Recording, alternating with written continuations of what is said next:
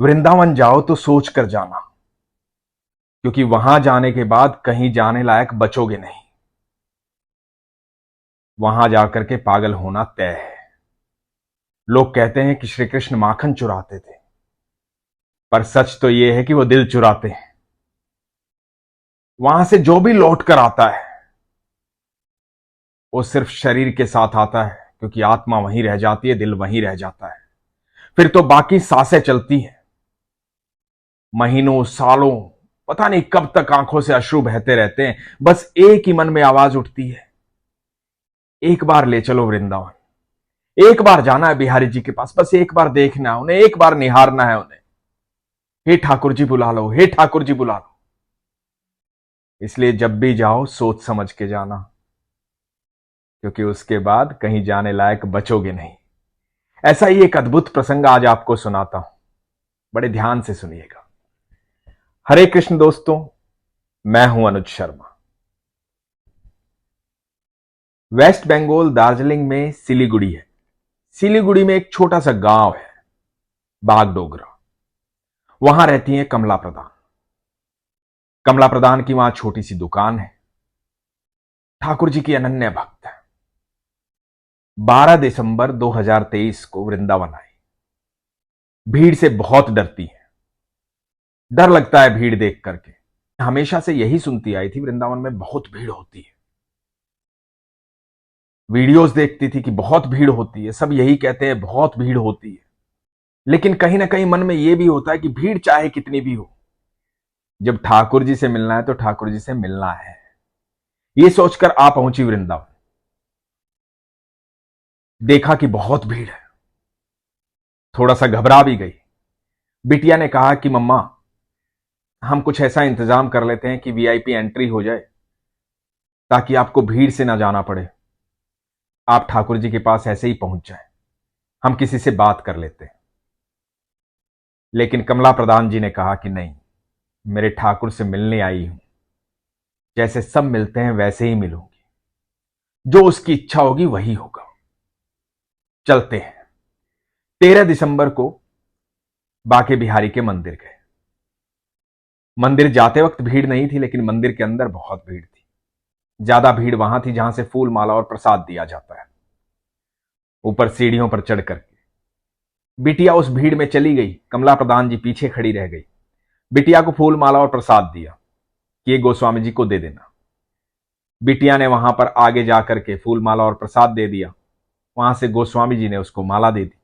माला लेकर के वो कमला प्रधान जी के पास पहुंची। कमला जी बड़ी खुश हुई, और कमला जी के मन में एक बात आई, जब मेरी बिटिया वहां तक जा सकती है तो मैं क्यों नहीं, मैं भी ठाकुर जी को देखना चाहती हूं। जब वेस्ट बंगाल से यहां तक आ गई हूं तो ये कोशिश कर लेती हूं, मुझे ठाकुर जी को देखना है। भीड़ से घबराई हुई थी, लेकिन फिर भी भीड़ में आगे बढ़ने लगी। कमला प्रधान जी बताती हैं कि उस भीड़ में से जब वो आगे बढ़ी, आगे जाकर के जब ठाकुर जी दिखाई दिए तो वो स्थिर हो गई। उन्हें होश ही नहीं रहा।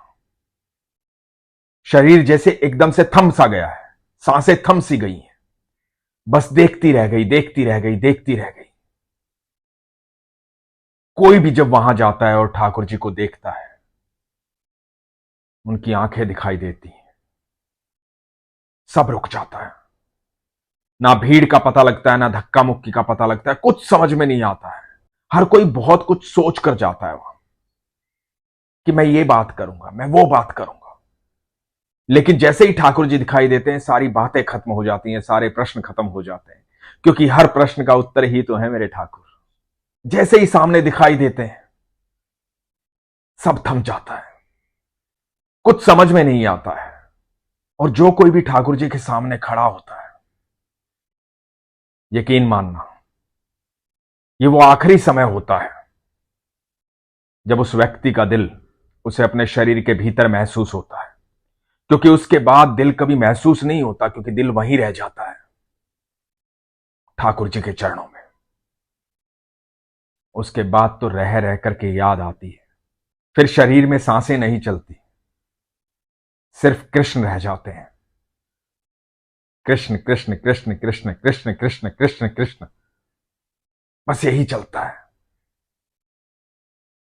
दीवाना हो जाता है वो व्यक्ति जो ठाकुर जी के दर्शन कर लेता है। पागल हो जाता है वो व्यक्ति जो ठाकुर जी के दर्शन कर लेता है। वो बड़ा अद्भुत क्षण होता है। कमला प्रधान जी भूल गई थी कि वो कहां है, कितनी भीड़ में है, कैसे खड़ी है। स्थिर हो गई थी। शरीर कांप रहा था। होश तब आया जब किसी ने कहा कि आगे बढ़िए, औरों को भी दर्शन करना है, औरों को भी मिलना है ठाकुर जी से।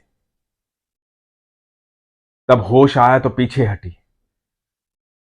याद आया कि हां, मैं अकेली थोड़ी ही हूं, ठाकुर जी से मिलने तो बहुत लोग आए हैं। मंदिर से बाहर आई। जब मंदिर से बाहर आई तो ध्यान आया कि अपनी दुकान पर एक पोटली में कुछ पैसे जमा करती थी। रोज कुछ पैसे रखती थी ठाकुर जी के लिए, कि जब भी ठाकुर जी के पास जाऊंगी ठाकुर जी को ये पैसे दूंगी। ये प्रेम था उनका, स्नेह था उनका। और वो लाल रंग की पोटली उनके हाथ में थी, भूल ही गई अंदर देना। दिमाग ने काम ही नहीं किया, क्योंकि वहां तो दिल काम कर रहा था, बस ठाकुर जी दिखाई दे रहे थे। समझ में नहीं आया था कि ये पोटली भी देनी है ठाकुर जी को, उनके लिए लेकर आई हूं। ये सोच ही रही थी कि क्या करे। अंदर जाने के लिए रास्ता नहीं था, भीड़ बहुत थी।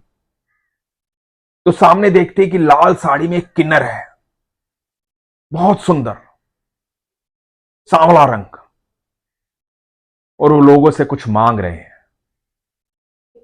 कमला प्रधान जाती है और वो पोटली उस किन्नर के हाथ में रख देती है।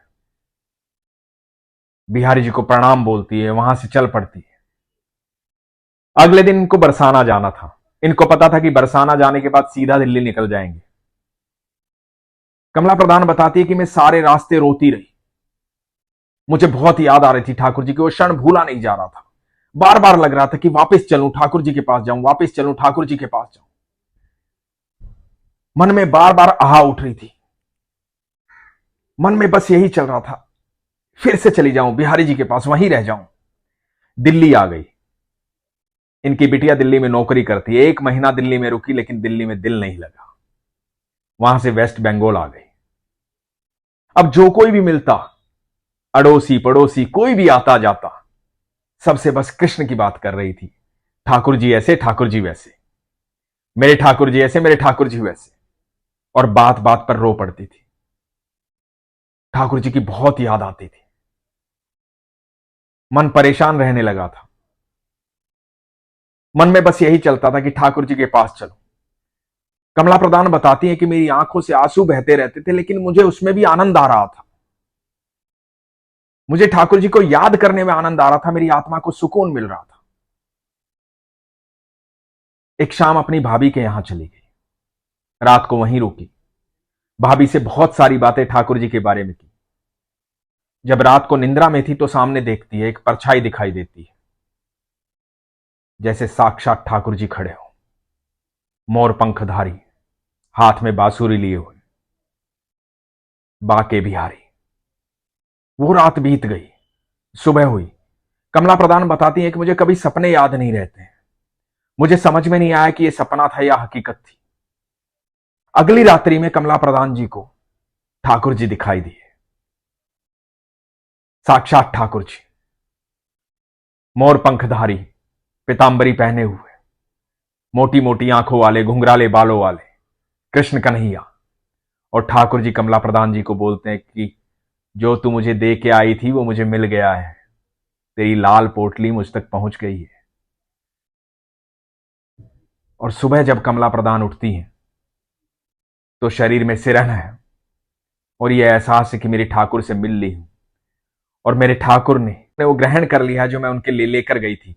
मुझे चिंता थी कि मैं ठाकुर जी को दे नहीं पाई, पर मेरे ठाकुर जी को पता था कि मैं उनके लिए क्या लेकर गई थी। आप जो कुछ भी लेकर जाते हैं ना वहां बिहारी जी के पास, चाहे आपकी इच्छाएं हो, मन का भाव हो, आपका भोग हो, आपकी फूल माला हो, आपकी बांसुरी हो, जो कुछ भी आप लेकर जाते हैं, जिस भावना से लेकर जाते हैं, ठाकुर जी उतने ही प्रेम से ग्रहण करते हैं। अब आप ये सोचिए कि आप क्या लेकर जाते हैं, कितना प्यार लेकर जाते हैं उनके लिए, क्या भावना लेकर जाते हैं। ठाकुर जी अनंत ब्रह्मांड के मालिक हैं। हम उन्हें क्या दे सकते हैं? सब कुछ उनका है, हम तो उनसे लेते रहते हैं। लेकिन जब एक पिता को छोटा बालक अपने हाथों से भोजन करवाता है, अपने नन्हे हाथों से माला पहनाता है, अपने हाथों से उन्हें मिठाई खिलाता है, तो पिता को हमेशा आनंद आता है। वैसे ही हैं हमारे ठाकुर जी। जब भी आप भोग लगाते हैं, अपने मन की बातें उनके सामने रखते हैं, अपना भाव उनके सामने प्रकट करते हैं, आप यकीन मानना ठाकुर जी मुस्कुराते हुए उसी तरह से सुनते हैं जैसे हम एक छोटे बच्चे की बात सुन रहे होते हैं। ठाकुर जी हमें अत्यंत प्रेम करते हैं, इतना प्रेम की जिसकी हम कल्पना भी नहीं कर सकते। तो इसलिए हमेशा अपना प्रेम, अपने भाव, अपनी बातें ठाकुर जी के साथ साझा करें, चाहे मंदिर में करें चाहे घर में करें। जब भी अपने घर से निकलें, सुबह ठाकुर जी को बता करके जाएं कि प्रभु मैं यहां जा रहा हूं और आज की दिनचर्या ये है। और जब भी शाम को वापिस आए तो ठाकुर जी को बताएं कि पूरे दिन में क्या घटित हुआ है। ठाकुर जी मुस्कुराते हुए आपकी बात सुनेंगे, आपकी सारी समस्याएं अपने आप खत्म हो जाएंगी, आपका जीवन सरल हो जाएगा, साधारण हो जाएगा। आपको हर पल ऐसी अनुभूति होगी कि आप अकेले नहीं हैं, ठाकुर जी आपके साथ हैं, हमेशा साथ हैं। बस विश्वास कीजिए।